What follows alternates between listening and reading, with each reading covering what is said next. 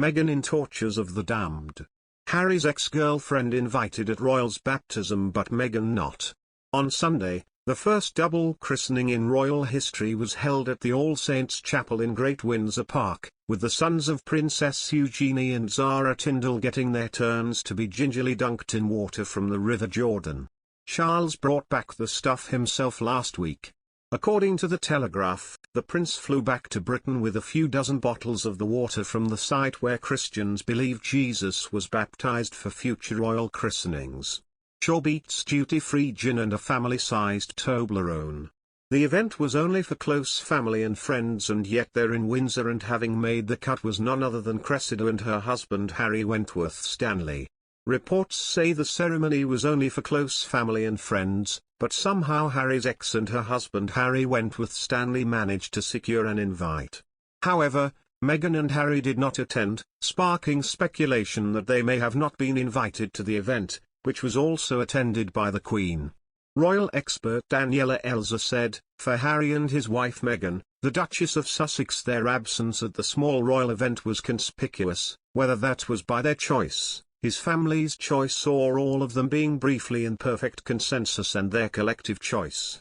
No matter why or how this situation came to pass, the symbolism of the moment could not be more glaring. The royal family gathering together, including the 95-year-old Queen who rallied for the occasion, in a moment of unity while the Sussexes were thousands of kilometers away.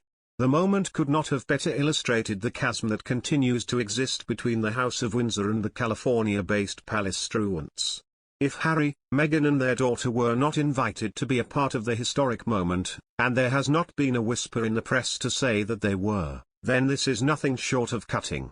The expert also described the decision to invite Cressida as rubbing salt in the wound due to how close she came to being Harry's bride. Reports in August 2013 suspected that Harry was going out of his way like never before to woo Cressida and spoke about getting engaged and joking it could be any day now. However, Cressida is said to have become increasingly overwhelmed by the public attention on their relationship, and the pair split in 2014.